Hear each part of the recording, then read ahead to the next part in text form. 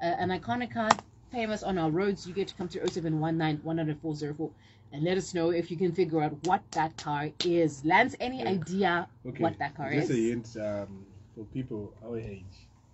This car came around 91, 92, 93, and it changed the taxi industry. Yeah, from basic to luxury. Yes. Yeah. First hint. So I'll give you more hints as we go. Okay. All right. So that's so give us that hint again. 1990. 1, 2, 3, and up to 94. It changed the taxi industry. Okay. Yeah. So that is the first clue. Any idea what this car is? And as we are letting you figure out which iconic car it is, let's get right into our car talk. Taf, talk to us. Cybersecurity threats that are coming in, especially in the automotive industry with AI coming in. What's happening? Yeah, so we've been talking about cars and technology for quite a long time now. And we said before that the battle is not what the car looks like outside, but rather what is inside the car. So one of the most prominent features in all cars these days is the infotainment system. It's developed from just having a radio and just having aircon and just being a way for you to change the music and adjust the volume. It's now developed into a whole new semi-computer in your car. So they've developed to such a point that they now are responsible for how you drive. They give you instant feedback. AI has been incorporated. They give you quite a lot of information, which is why they're called infotainment systems, information entertainment systems. These are now getting more and more connected as the world gets advanced. They are now getting connected to the internet. And now people can put passwords so they can personalize certain settings, personalize certain things and aspects about that, which also personalizes your vehicle in terms of how it works. This has now raised issues about the security of this. Imagine this, you're putting a lot of your own personal information, a lot of information that makes you vulnerable because, like it or not, we're in an age where you can actually pay for subscriptions for car features. This is actually what's happening in Europe right now. So this puts your payment details out there on the World Wide Web. So it's becoming a bit more vulnerable. Now the issues are coming out. Hackers are coming into the fray. They're now starting to hack into the system to get people's information or payment details so that they can defraud people.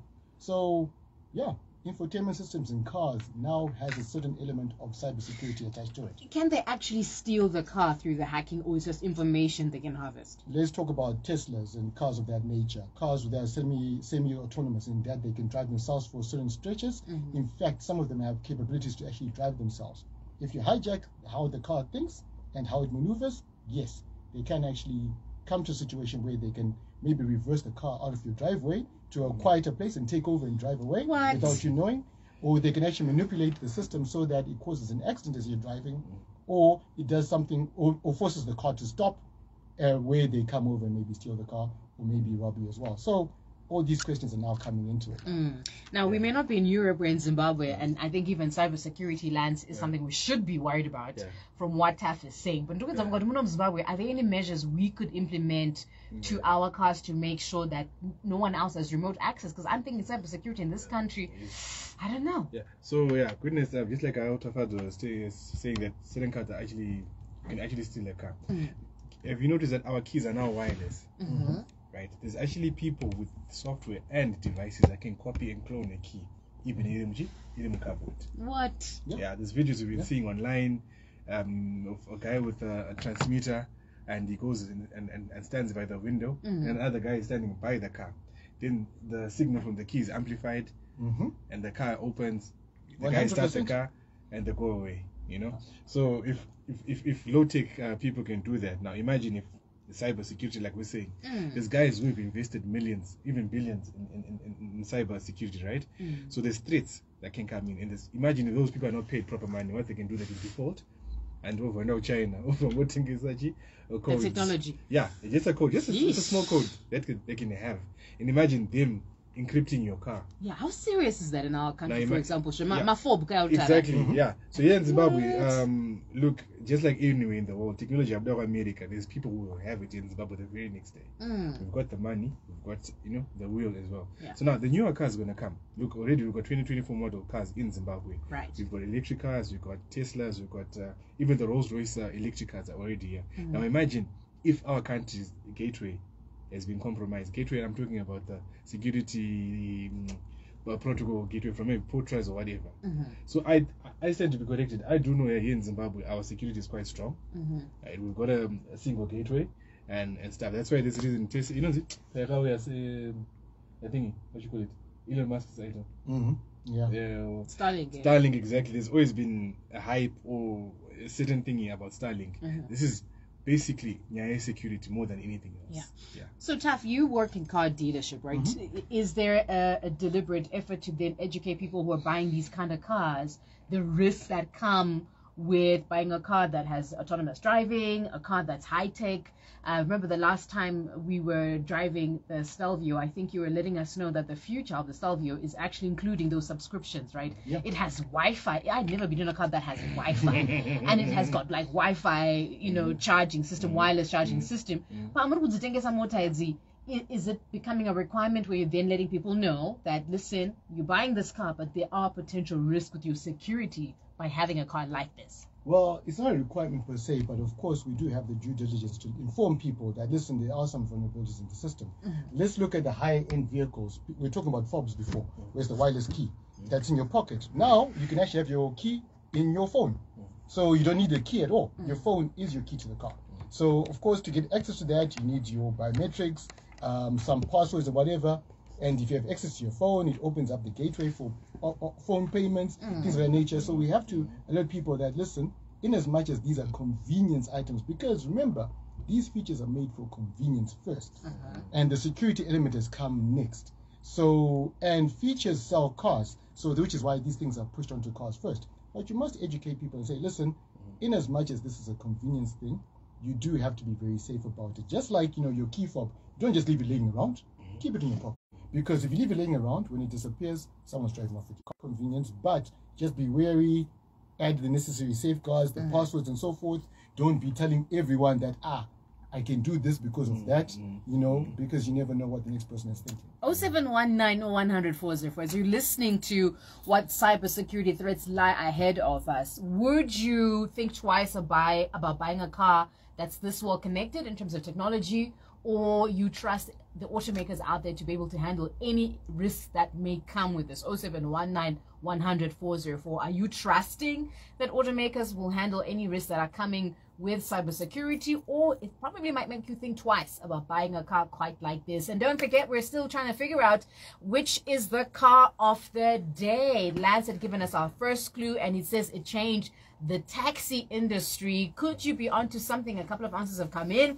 We'll find out in about 10 minutes if you are right about so interestingly, Peugeot came on there, and I can see why they would say Peugeot. We'll find out in a second if that is the answer. Not the emergency taxi. That was not the emergency taxi. We're talking about the taxi industry. And Mukanya, I'm pretty sure Mukanya has got like bugs in the studio, because he threw in something that you mentioned about this car, or someone you mentioned about this car, and he came in. Mukanya, you have got bugs in the studio. I do not trust you at the moment. How did this happen? So we'll find out. If you have figured out, if you figured out what car it is, maybe you might want to repeat another clue that you might give us to somebody who's just joined the conversation. So we're just gonna. This car is marketed by a very well-known TV personality in Zimbabwe. The advert actually changed the way people advertise their cars in Zimbabwe. Yeah, that's all we're gonna give you.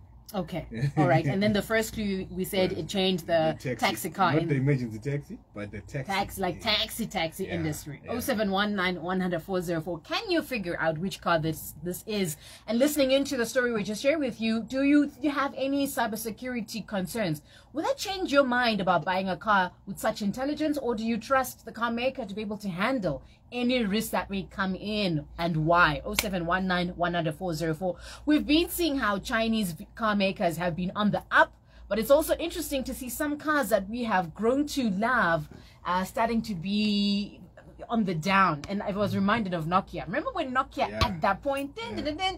No, that's Sony Ericsson. No, that's not Nokia. No, that is Nokia. Was it Sony? No, that was Sony Ericsson. That's definitely Sony Ericsson. And it's G28, G628, or something quite like that.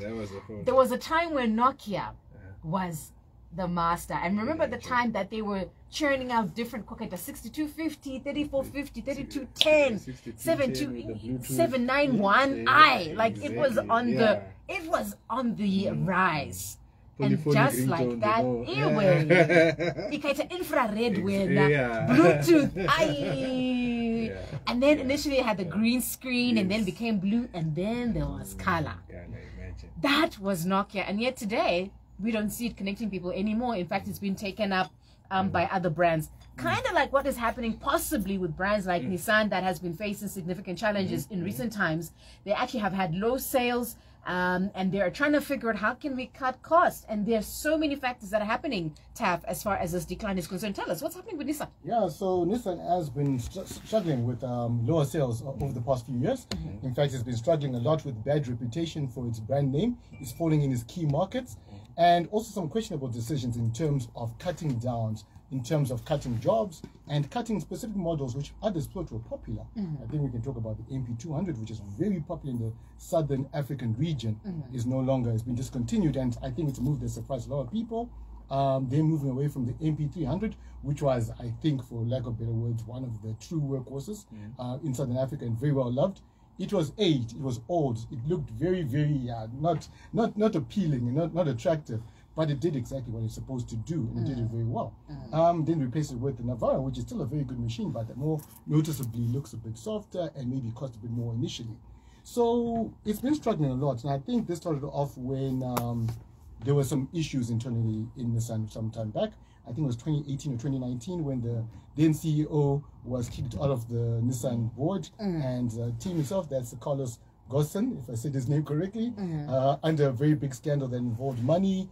And since then, I don't think in terms of what he did for the organization then, they have not been able to replicate it. This is affecting profitability, which is forcing the cuts in terms of jobs and plants coming down. Reputation has suffered because they were having some reliability issues, which is not good for a Japanese car maker. Reputation was going down, so this was affecting the brand presence. In the key markets, they are also suffering in terms of downward sales, and also they have not really kept up with the trends, what's going on in terms of car trends more recently. These are all factors that have affected them. So I think they've got a slightly, not a big mountain, but a mountain to climb, and it will be good for them to come back. Just like we're giving the example of the old phone maker, you know, who is at the pinnacle. This is where they are. They are Titan, and to see a Titan fall is not nice. We would like to see them come back. I can also add to it, you know, with Nissan, Nissan spent their time trying to develop white elephants, because we all know Nissan's flagship car was the GTR Skyline. So at that time, imagine Toyota dropped the Supra, right, and focused more on making cars for people instead of racing. So, you know, Toyota had more sales with economical cars, the Corolla and the Hilux and the highest, you know. Now, Nissan stopped and they started going for the performance, wasting money in performance, just like what Ferrari did in the 70s when Enzo was all focused on what? On racing. So what they started, they used so much money and the less models coming out to serve the public and more sports models. So I personally feel Nissan wasted their time. Just like what Kodak did when they were supposed to have made digital cameras and they refused. Exactly. So Lance, to that, what innovation do you think now Nissan can think of to try and, you know, one, reduce production bottlenecks that Taf was also highlighting, but also so that they become top of mind again? What Nissan needs to do, they need to attack the EV market. This is the thing that needs to be. This is like, if I was a strategist at Nissan, would have to make something like maybe the cheapest electric vehicle or the most efficient electric vehicle and a commercial electric vehicle and a commercial electric truck. Maybe that way we can win them back, because they were here in Africa. For a while we used to have Nissan cars, you know, just like here in Zimbabwe with Sunny, you know, with the High Rider, which was a Nissan Patrol. We had a lot of those, and they were supplying the government with these cars, and all of a sudden Toyota and Toyota by Truya. Imagine we actually imported Santana cars in Zimbabwe when Nissan could have just taken that market. Land Rover is very expensive in Zimbabwe, but you see the government. Exactly. Yeah, it came. Yes, when they came out, they were okay. But like what Taf was highlighting here, the MP300, which is the hardbody wolf, you know, because Nissan left us with their car for like 10-15 years. I think more. And you know the other, and you know, up to now, there's brand new MP300s asratengo. Brand new, and would you buy that car for 30K? Yeah. With this newer cars, you get up the GT6 guys. I actually think Nissan, this is my personal opinion, shook up the bakkie industry, because I think that was the first good-looking bakkie, and then Toyota, Vanai, Suzu, within that area, they said, "Oh, what's this?" And then again, Nissan went back sleeping. Imagine with those the hard body when they came and park up here, my MP in Zimbabwe, you know, they were like, it was the thing. It was Machembere, what kind of Machembere, you know, that was the nickname that the car had. It was a status symbol here in Zimbabwe. And not forgetting the little crown on top of all this, the champ. I mean, the champ was which like they become the MP200. This was the people's car. This car was so versatile. With the Sunny, they stopped making the Sunny. They stopped making the champ, and that body of garis. I mean, that strategy, Tafadzwa. You know, I see what you mean. So Taf, how do you think Nissan now can actually reposition itself with the consumer? Lance brought in something very interesting there. He says they must think about the EV, but how could Nissan make itself stand out within the EV market? Because we're already seeing, you know, Havals are taking over your EVs. I mean, most cars now, when it comes to EVs, BMW is thinking differently about EVs. So how now can Nissan come in there and rethink itself? Yeah, I think that's it. I think Lance brought a very good point. The EV angle is very prominent. That's where the automotive industry is going right now. And coming back a bit, just to reinforce that point and where they fell off, you know, and where they lost focus. At one point, in Japan, their home country and one of their strongest markets, they only had 3 models out of 46 which were performing well, which means they're spending a lot of time focusing on things that are wrong. So focus is important. And right now, they need to focus on EV technology and the consumer. What do consumers want? And really revamp their product to bring out what people want. I've always said this. I think I've said this many times. The Japanese car makers have been very slow in adopting change. It's only starting to happen now. We see some manufacturers, we're seeing Toyota's coming onto it now. Mitsubishi's been on it quite strongly, being very customer-centric, bringing in European designs into their cars. But you find that other Japanese players, unfortunately, Nissan comes to top of mind, have been very slow to change. Their cars have been rather dull compared to what people want. So imagine this, you're a consumer. You walk in a showroom, you see a very dull car for $20,000. You see one that's got glitz and glamour and everything else for the same price. What are you going to choose? What's your feeling on this? If Nissan comes and repositions itself, particularly with EVs, as Taf and Lance are talking, what would make you consider Nissan as top of your choice as a brand, as your next vehicle purchase? And I know right now there are other models that we're seeing on the road, the X-Trails and things like that.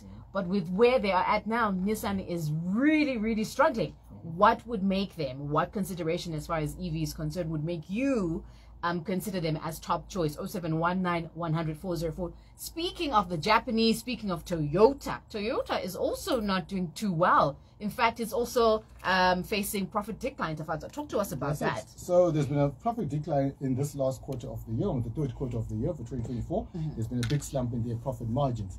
Now, let's talk about this maybe from a wider view. Not to say that they're doing badly, but they are not bringing as much money as they used to. Their sales have been impacted as well and affected.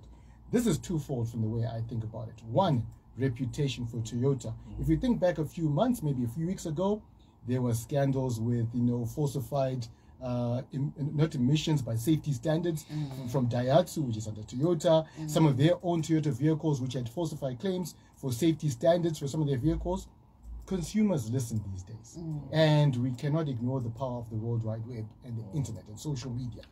When people talk about issues, they go far and wide, and these impact buying decisions for consumers. Toyota's been hit by that. They have worked very hard to try and rectify this. Also, the second point is increased competition. We have your other manufacturers, I call them the other Asians, that's the Koreans and the Chinese, are bringing on very strong competitors, and they play in the same field as Toyota.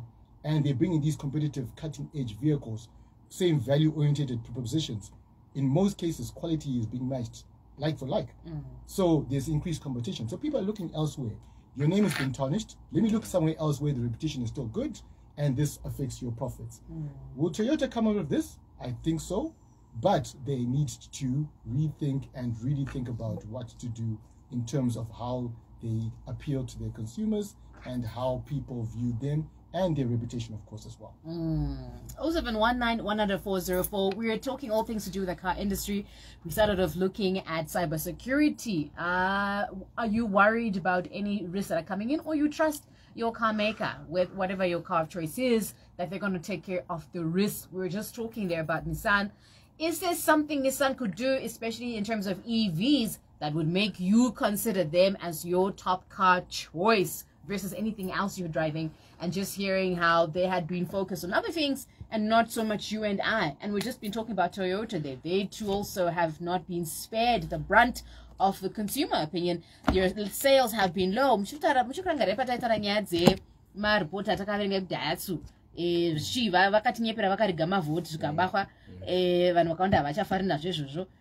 And I know you probably love Toyota. You probably are driving a Toyota as it is. If you knew that a car brand faced, there we go, recent recalls, but is committed to say, okay, we're going to clean up our act, bring in a new hybrid in there, think differently about EVs, would that influence your decision to reconsider a Toyota? 0719-100-404. Again, Lance, let's come back to the technology as far as Toyota is concerned.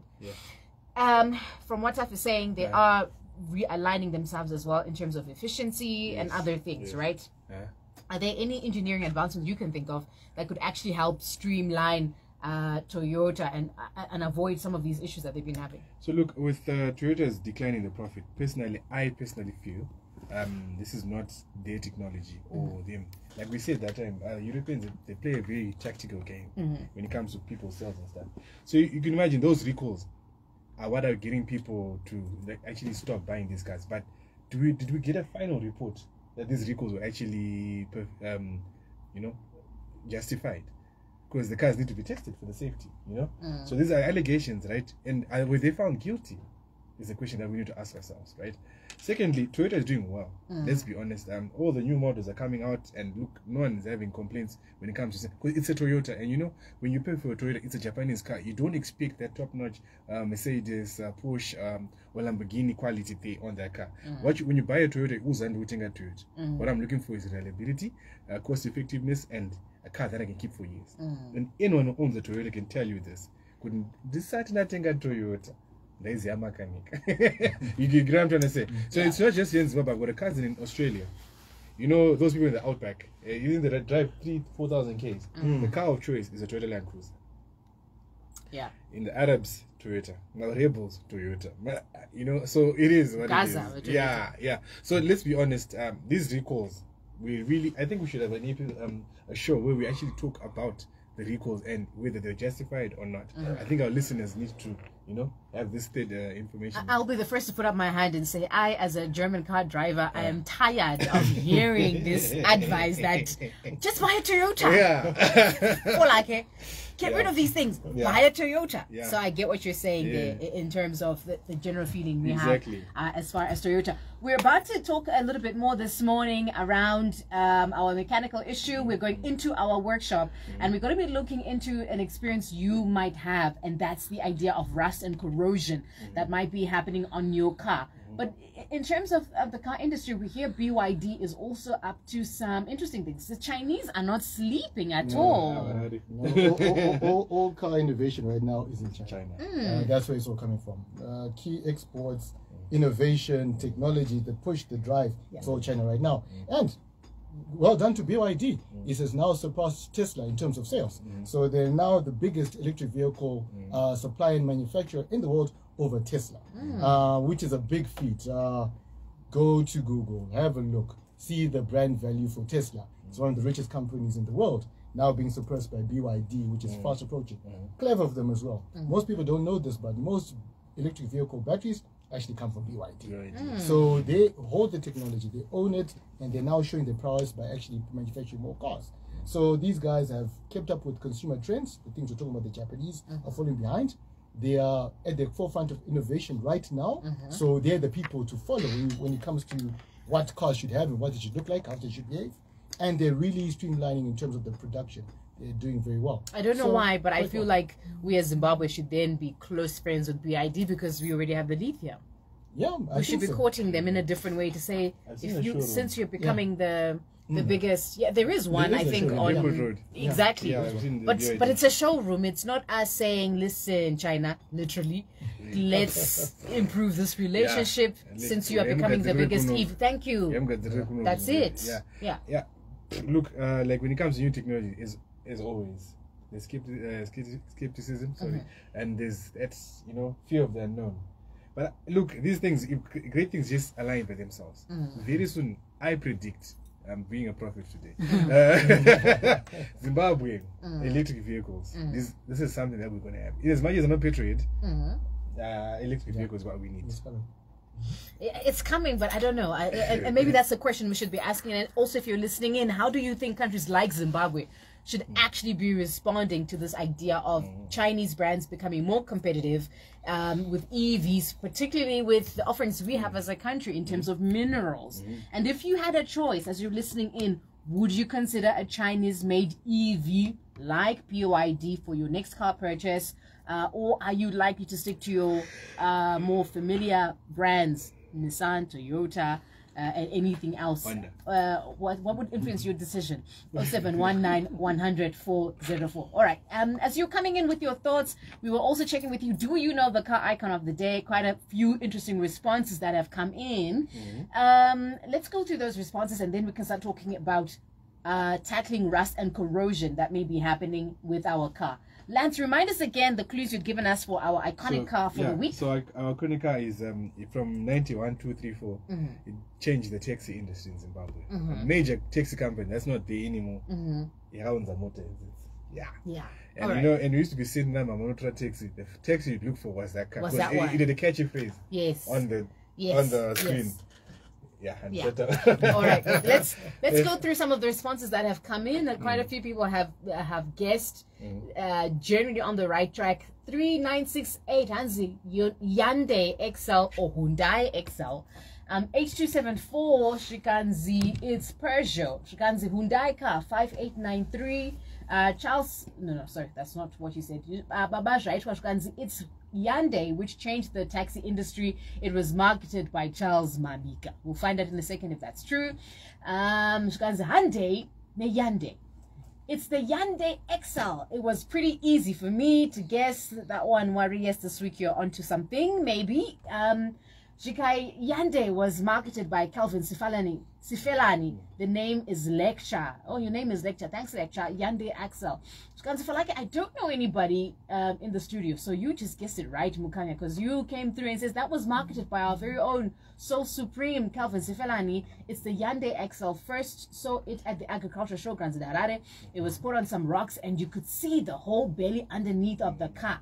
And then you said Rixie Taxi Services had a number of these cars under their stable. They used to operate their garage in Harare Street near Sambora Marshall Avenue. Floor tiles. It's Hyundai Axel Rixie Taxi. So when you're an Axel or you're an Axel, we'll find out which one is the correct one. 5966, how are you doing, Shikanzi? FoLake, is it possibly the Hyundai A1 and Rixie taxis? All right, so these are the responses we've gotten so far. Lance, would you tell us what is the car of the week? I think today I'm impressed. Most people got it right. Thank you guys. Thank you. It's a Hyundai XL, Kevin Sifelani, and Rixie Taxi. It was an iconic car. Hyundai, the nice. Remember, Tata Jerama Paulsaga. Nima 120 Nika Renault 4. Then Hyundai,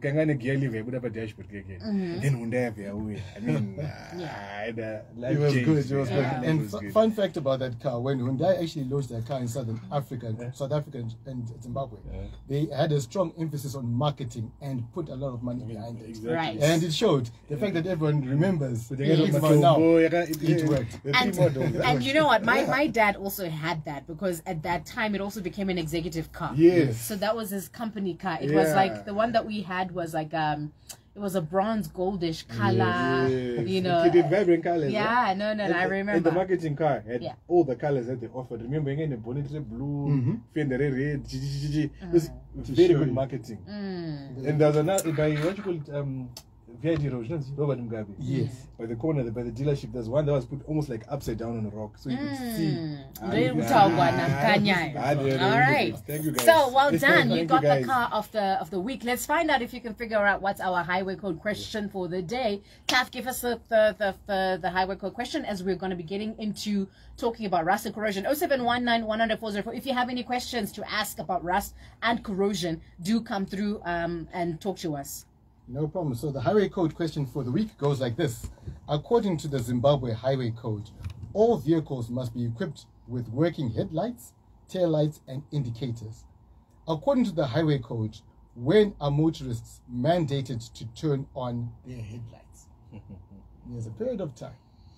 And it's in the highway code. There's a period of time and you can get that you're mandated to turn That on. you are mandated. And if you don't comply, you can get a ticket. Yes, and then there's other suggested times, but we want the mandated times. Okay, That's all the right. headlights must come on. All right, so if you're somebody who's a car owner, something that might be a concern to you is definitely rust and corrosion. And guess what? They're actually common for you as a car owner, especially when it comes to body maintenance and protecting some key components. Think about your acid leaks. If you've ever had that, you know how that can damage the chassis.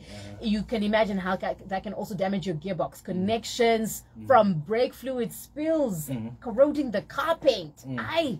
And detergents that sometimes we use that are actually not good for the engine and the body. There is quite a lot there to consider, and that's what we want to talk about this morning. Lance, help us understand first signs of rust and corrosion that we should look out for. Rust is a really thing that damages our car, right? And some of the things that we have on the vehicle actually cause rust. Last week we were talking about the ventilations and the drainages. If people are listening, those are some of the things that really contribute. So what I'm going to talk today about is that, especially motkari in a battery kumbe. Most German cars have relocated the batteries to the rear of the car, right? But the compact cars have got the batteries in front. So when the car starts overcharging, or when the battery is about to, go, there's no leak or acid. So what we just do, we just clean on the battery surface and not the tray and stuff. So long term, 3-4 years down, for a battery tray,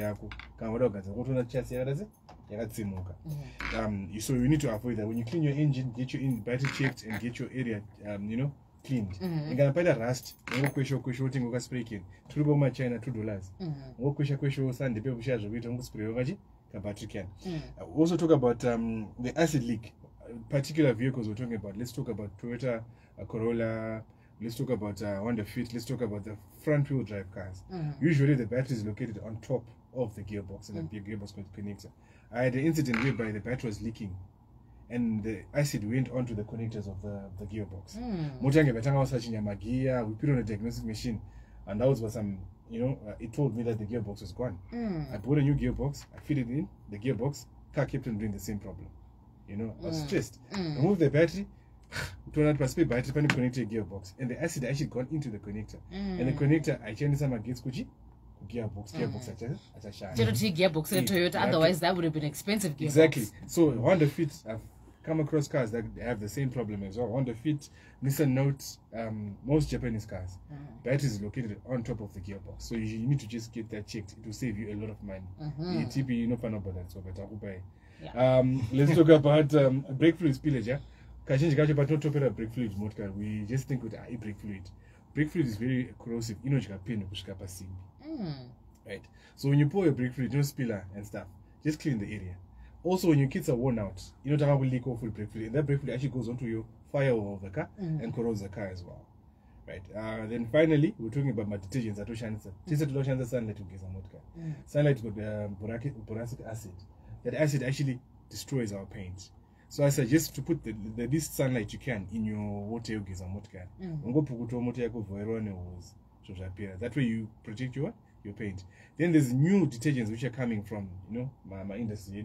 Engine, spirit of salt. People are using some acid to clean the engine. Yes, the engine becomes silver, but what you're damaging as well is you're damaging your engine connectors, your engine sensors, and coil packs as well.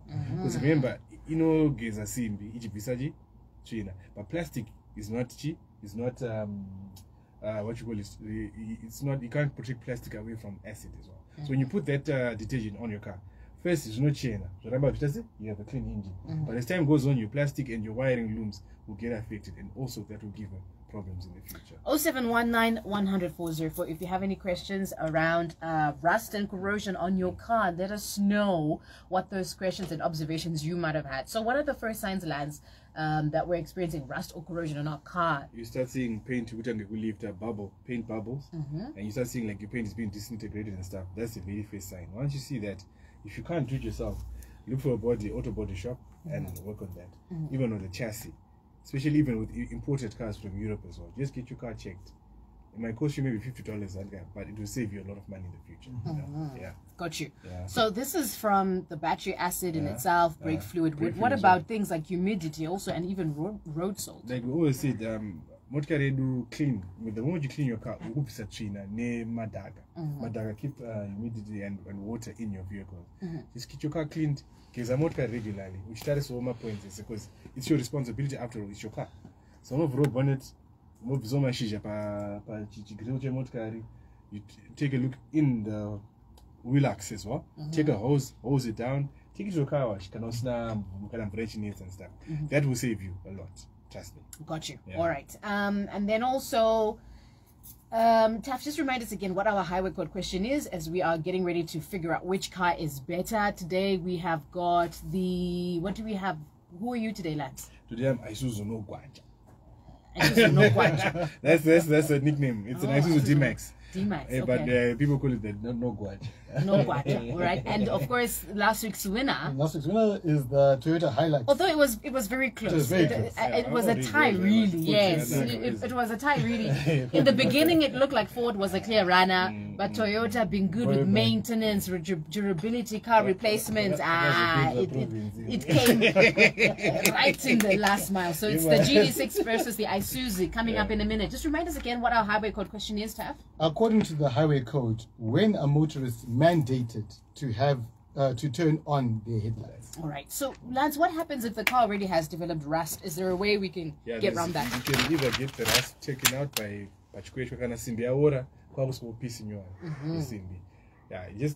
like I said, just take your car to an auto body shop.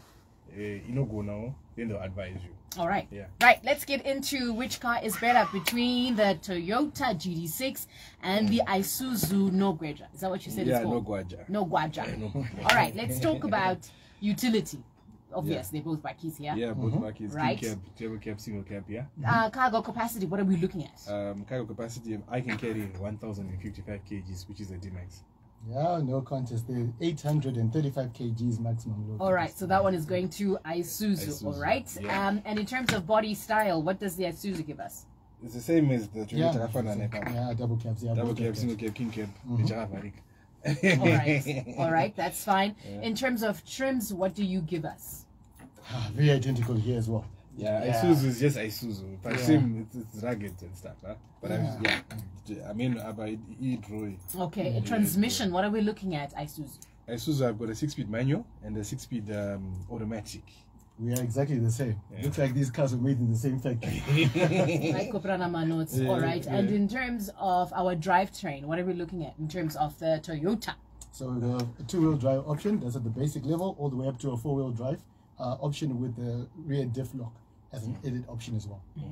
Isuzu's got the same, but they've got a hybrid version on the drivetrain. So yeah. Ooh, so that's interesting because that's a good point for them. They introduced theirs first. Yeah. Toyota is still introducing. Trailing behind. So this one is going. This one is going to Isuzu. All right. Yeah. Top speed. What do we get out of our Toyota GD6? 185 kilometers per hour. And from our Isuzu. 170 kilometers per hour. Isuzu. What are you doing now? All right. So that one goes to Toyota. In terms of engine review, talk to us GD6. What you've got for us. So 2.4 turbo diesel at the baseline model, all the way up to a 2.8 liter turbo diesel, which is highly favored in the GD6. Yeah, our D-Max is a 1.9 turbo engine or line 4, which is a 4-cylinder, and they've also got a 3 liter.